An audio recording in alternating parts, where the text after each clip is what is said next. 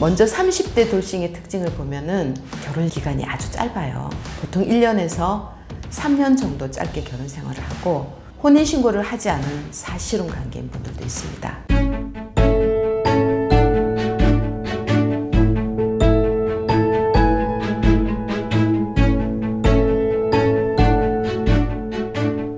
안녕하세요. 노블리스 부산지사 권영아 매니저입니다. 제가 오랫동안 커플 매니저로 일을 하면서 요즘 느끼는 변화가 하나 있는데요. 예전에는 재혼을 문의하시는 분들이 40, 50대가 많았어요.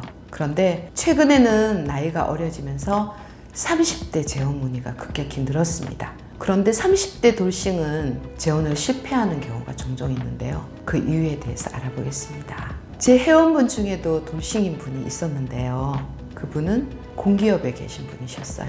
그러니까 혼인신고는 하되 무출산이었던 거죠.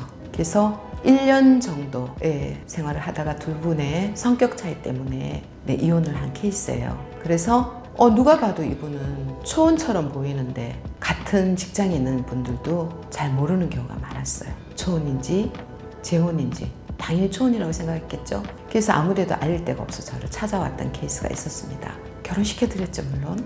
먼저 30대 돌싱의 특징을 보면은 결혼 기간이 아주 짧아요. 보통 1년에서 3년 정도 짧게 결혼 생활을 하고 혼인신고를 하지 않은 사실혼 관계인 분들도 있습니다.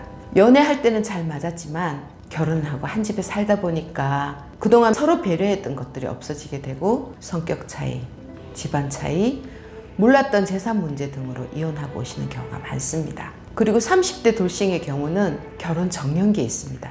겉으로 보면 초혼인지 재혼인지 구분이 힘들 정도입니다. 무출산도 많고요, 무자녀도 많죠. 자녀가 있어도 하나이거나 어린 자녀가 있습니다. 요즘은 혼자가 되는 게 큰 흉은 아닙니다. 하지만 돌싱 분들이 주변에서 좋은 사람이 있다고 속여서 나가면 나이 차이가 크게 나거나 조건이 전혀 맞지 않는 사람이 나와서 힘들었다고 하소연하며 저를 찾아오시는 경우가 많습니다. 그리고 돌싱은요, 진지한 만남보다는 가벼운 만남을 하려는 사람들도 더러 있어요.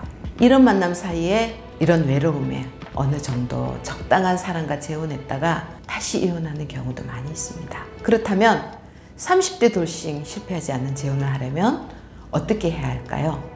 먼저 본인을 정확히 파악해야 합니다. 자신의 현재 상황과 또 원하는 배우자 상을 확실히 알고 전문가에게 상의하는 것이 좋겠죠. 주변 지인을 통해 신원도 제대로 확인되지 않은 사람을 만나서 세월을 보내는 것보다는 체계적인 시스템을 이용해서 커플 매니저 그리고 매칭 매니저와 함께 진정한 나의 평생 동반자를 찾는 건 어떨까요? 저와 함께 하시죠.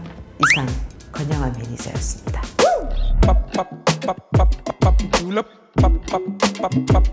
julep